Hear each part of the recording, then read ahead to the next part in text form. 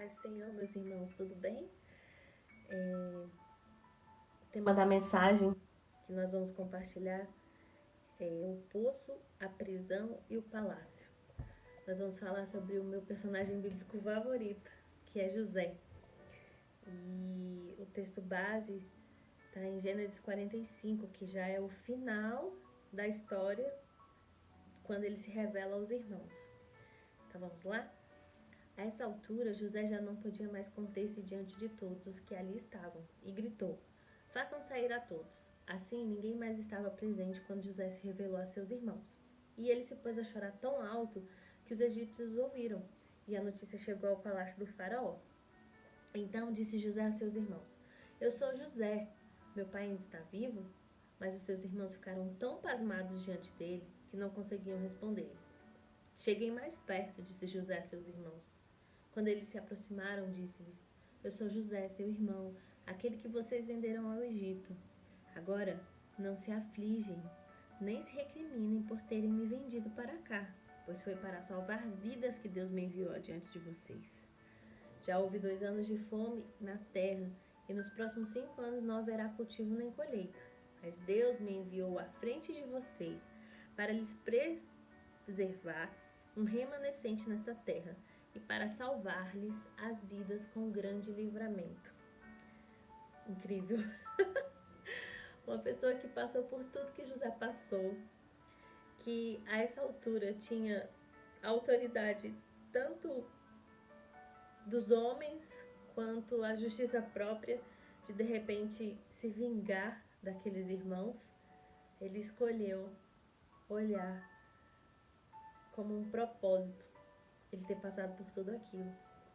E quando eu digo ele ter passado por tudo aquilo, nós precisamos voltar alguns capítulos e entender que José era um adolescente, um rapaz bonzinho, e o pai declaradamente gostava mais dele do que dos outros irmãos, porque ele era o filho da esposa tão sonhada de Jacó.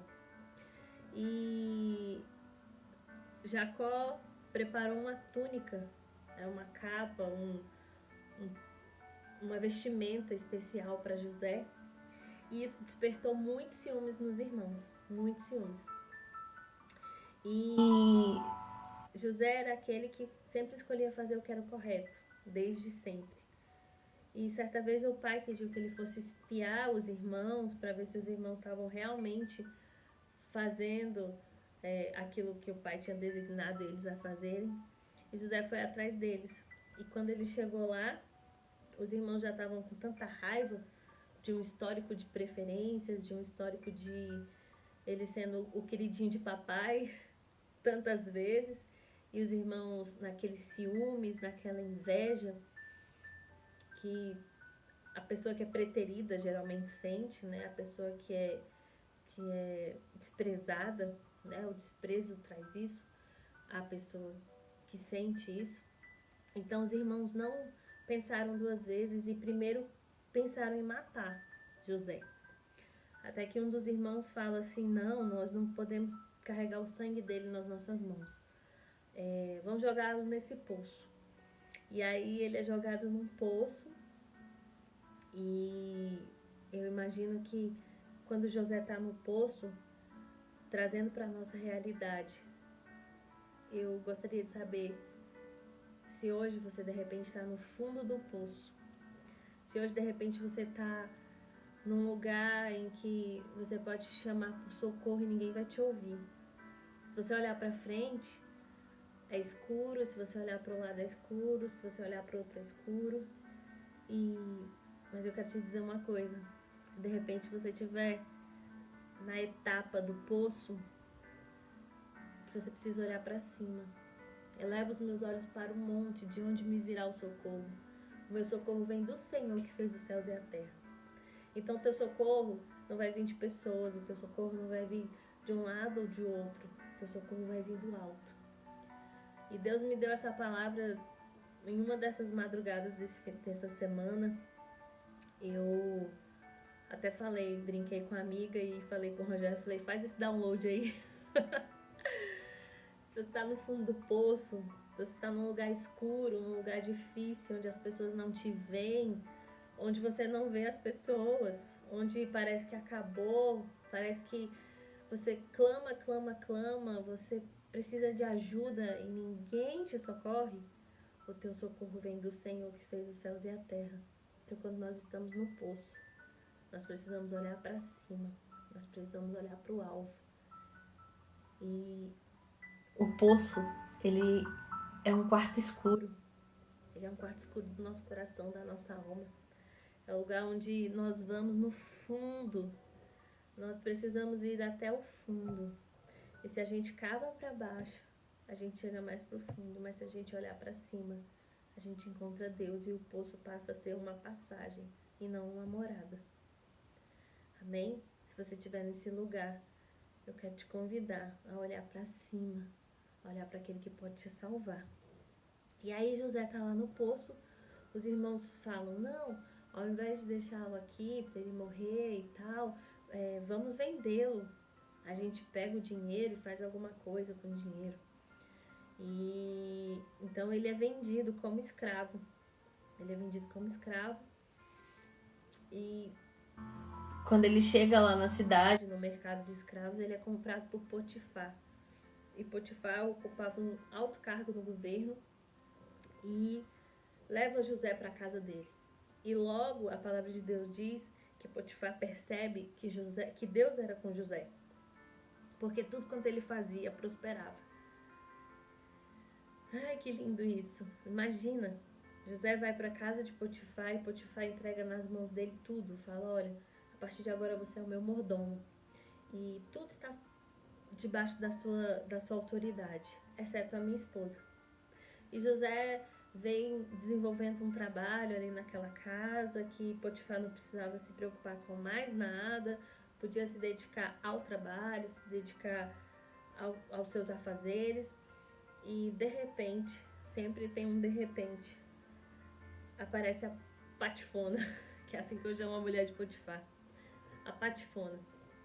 E ela é a sedução, ela é, de repente, ela é a mentira, ela é o adultério, ela é aquela colega de trabalho que te assedia, aquele colega de trabalho que te assedia, ela é aquele vídeo pornográfico, ela é tanta coisa. Ela pode ser aquele suborno, ela pode ser o pecado. Ela é o pecado.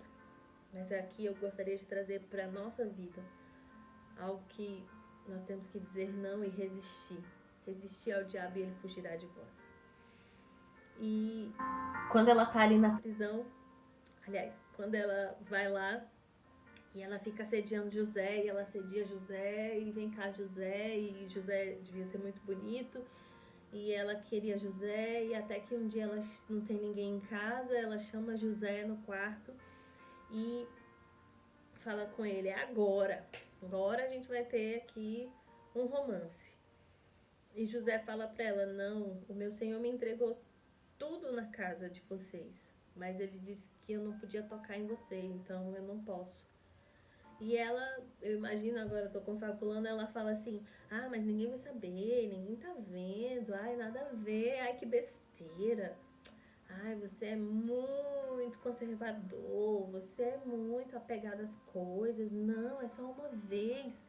E José escolhe obedecer. E às vezes, quando a gente escolhe obedecer, a gente vai parar no mesmo lugar que o José, na prisão. Na prisão.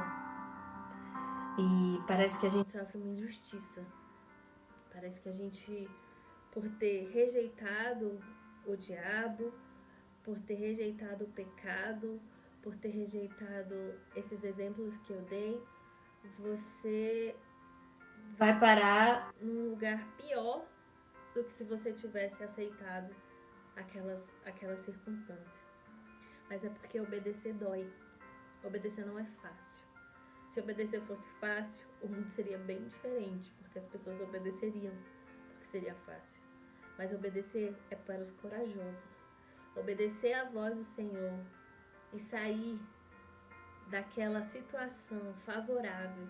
Imagina que se José tivesse feito isso com a mulher de Potifar, ele teria um romance com ela, ele seria o amante dela e provavelmente ninguém ficasse sabendo, né? E se ficasse, os dois poderiam negar, porque era com consentimento, mas não, ele disse não. E no momento que ele disse não, ela segurou a túnica dele, e aqui a gente faz um paralelo. A túnica levou José para o fundo do poço, por causa do ciúme dos irmãos, e a túnica que José esquece no leito, lá no quarto da Patifona, leva ele para a prisão. E ela começa a gritar e começa a inventar que José queria agarrá-la. Então o Potifar chega e briga com José e manda ele para a prisão. Só que quando José chega na prisão, José se destaca mais uma vez. Porque José tem um propósito.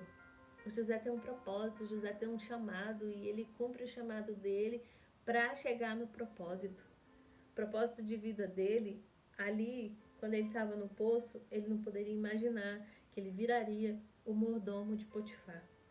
E quando ele está ali na prisão, ele tem um propósito e ele leva Deus com ele. Tudo quanto ele põe as mãos prospera. E o carcereiro não se preocupa também com mais nada, porque José toma de conta de tudo. E a prisão começa a ficar organizada. E ele começa a organizar os turnos, e ele limpa tudo, e ele arruma tudo. Até que um dia, mais uma vez, aparece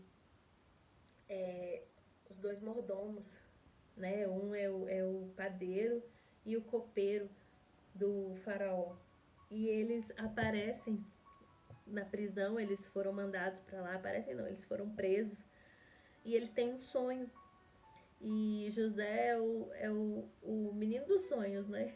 A gente tem até uma amiga que diz que eu sou José, ela me chama de José, porque Deus também fala muito comigo em sonhos. E eles têm um sonho, José revela o sonho para eles. E um tem um sonho ruim, que ele morreria, e o outro tem um sonho bom, de que ele seria liberto e que o faraó o aceitaria de volta. E esse que teve o sonho bom, José vira para ele e fala assim: lembra de mim, não esquece de mim não. E o que aconteceu? Ele esqueceu. E José passou 20 anos na prisão. 20 anos. Imagina só, se José poderia imaginar que ele ia sair dali algum dia. Mas para ele não importava. Para José não importava.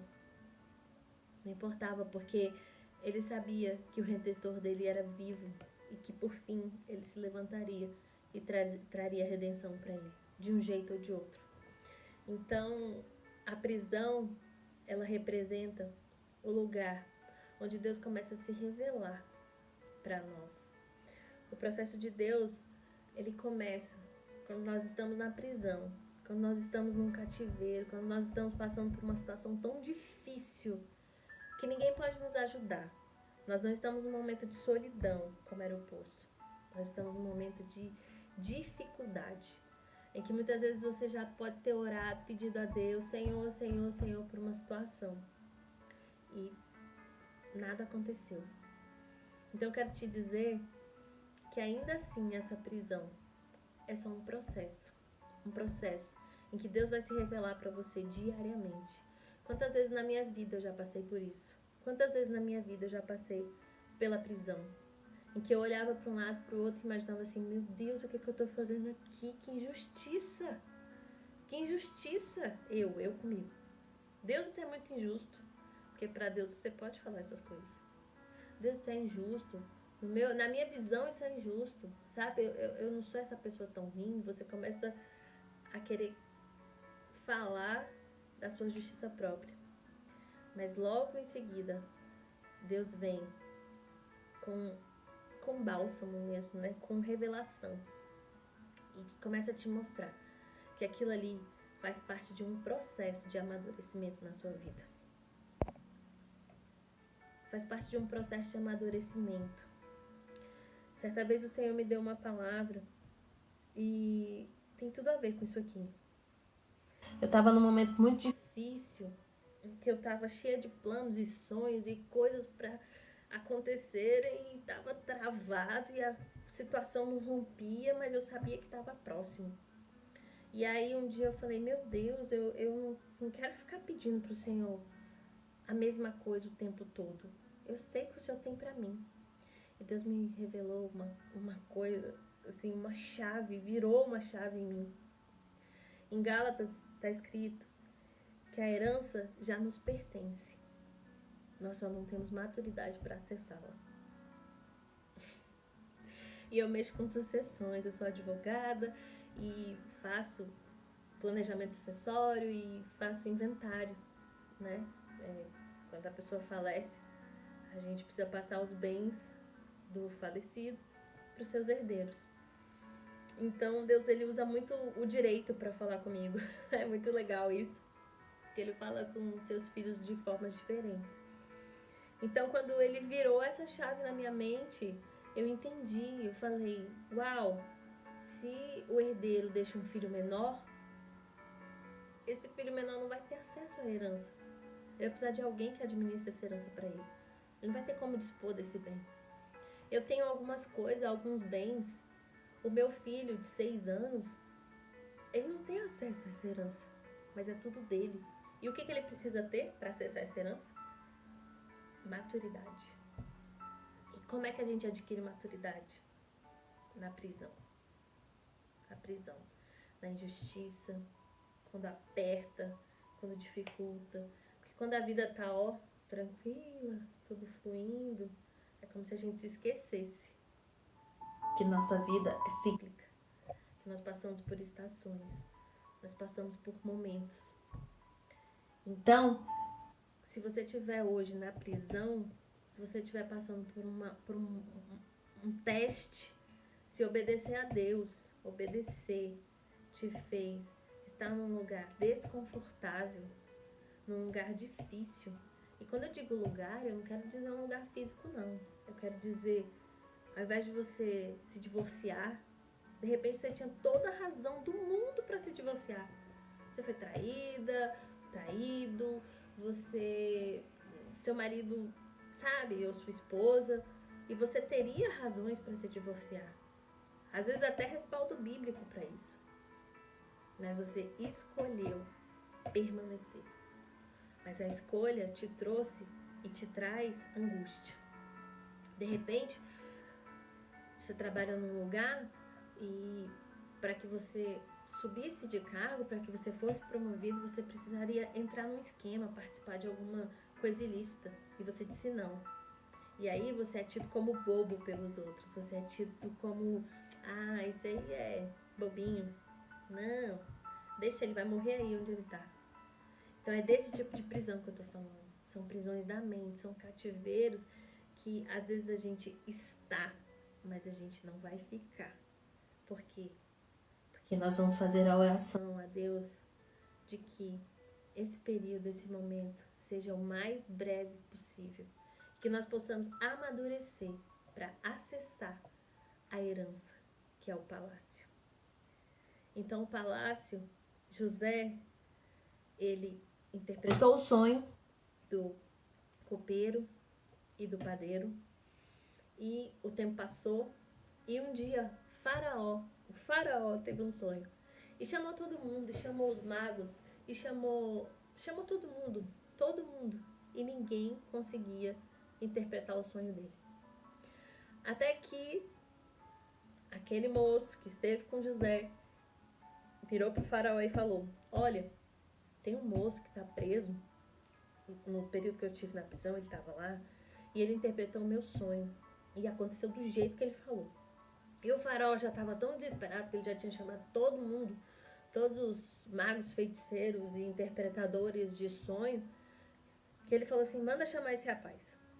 E quando José foi até o palácio, ele nunca poderia imaginar o que ia acontecer. Ele nunca poderia imaginar. Nunca. Mas ele estava maduro para receber o que Deus tinha para ele. Então José interpreta o sonho do faraó, de que seriam 7 anos de prosperidade e 7 anos de vacas magras, né? Porque o faraó teve um sonho com vacas e depois com espigas de milho. E o faraó fica, uau! Tantas pessoas passaram por aqui e nenhuma me deu a interpretação desse sonho. Por causa disso, a partir de agora não existe pessoa melhor do que você para tomar de conta do meu reino. Você, acima de você só estará eu. Eu te dou o meu anel. Anel é honra. E ali é o momento de honra de José. Gente, ali é o momento em que o propósito de José acontece. E José, ele é tão inteligente, ele sempre foi tão inteligente, que ele começa a separar o alimento e administrar para que não haja falta de nada. Aí a gente já entra naquela questão do planejamento, do planejamento financeiro, de que no período em que você está recebendo muito dinheiro, de que você está ganhando muito dinheiro, não é momento de esbanjar, não é momento de sair mostrando o que você tem, mas é um momento de você, sim, viver uma vida digna, viver bem, mas guardar, porque a nossa vida, mais uma vez eu digo, ela é cíclica. E além do mais, José fala aqui no versículo 5 do capítulo 45, agora não se aflijam, nem se recriminem por terem me vendido para cá, pois foi para salvar vidas que Deus me enviou adiante de vocês. Uau, gente, uau! É muita noção de identidade, é muita noção de propósito, é muita noção de que Deus está no controle de todas as coisas, de que Ele é quem Deus diz que Ele é, de que não é a circunstância que Ele vive, não é a situação que Ele está naquele momento que define quem Ele é. Então eu quero te dizer que não é aquilo que você está vivendo que te define. Se você está no poço, saiba, é passageiro. Olha para cima, pede socorro, teu socorro vem do Senhor e Ele há de te tirar daí. Se de repente você está na prisão por ter obedecido, por ter dito não ao pecado, e você foi parar num lugar que aos nossos olhos, aos seus olhos é injusto, uma circunstância, uma situação injusta, saiba, é ali que Deus vai se revelar para você. E se de repente você está num palácio, num momento assim que sua vida está tudo correndo muito bem, saiba que isso acontece para que você possa refletir a glória de Deus. Nada é por nós, nada é para nós, é tudo dele, por ele e para ele. Amém? É tudo dele, por ele e para ele. Se hoje você está vivendo uma situação mais confortável, saiba, é apenas para refletir a glória de Deus e também, apenas não, é principalmente para refletir a glória de Deus e também para salvar vidas. Olha que coisa linda que ele fala, para salvar vidas. Quando você está cheio da presença de Deus, quando você está cheio e quando você acessa a herança de bens espirituais e bens materiais, aquilo transborda para quem está ao seu redor. Então você começa a ajudar as pessoas, você começa a ajudar os teus parentes, você começa a ajudar os irmãos, você começa a transbordar. Quando vem as heranças espirituais, você começa a ter dons, quando você começa a te revelar, quando você começa a ser uma pessoa melhor, as pessoas começam a olhar para você e te enxergar como um exemplo. Amém? Eu gostaria muito de falar sobre isso com vocês hoje. Independente do lugar que você esteja, independente da estação que você esteja passando, saiba que o Senhor, Ele nunca perdeu o controle. Ele nunca perdeu o controle. E que você possa entender que esteja você no poço ou na prisão, existe um propósito para que você chegue no palácio. E você vai chegar no palácio. Em nome de Jesus. Desde que você não fique preso ao poço, com autocomiseração. Ai, mas por quê? Mas por quê? Mas por quê? Que você não fique preso na prisão com a mesma comiseração, com a justiça própria, e se enchendo de amargura. Mas que você possa parar. Quantas vezes eu tive que fazer isso na minha vida? Parar, entender o que Deus está querendo te ensinar com aquela situação, com essa situação. E aí você, a partir do momento que você aprende, as coisas fluem melhor. Hoje, quando eu passo por lutas, quando eu começo a sentir que a estação está virando, que a estação está mudando, eu já fecho o olho e falo, Senhor, que seja o mais breve possível e que eu aprenda o mais rápido possível. Porque eu sei que o Senhor está querendo me amadurecer em alguma área e que eu possa aprender o mais rápido possível, porque isso aqui não é o lugar onde eu quero ficar, não é o lugar de morada. Eu não pertenço a esse lugar. Amém? Glória a Deus. Que você possa ter sido cheio com essa palavra, em nome de Jesus.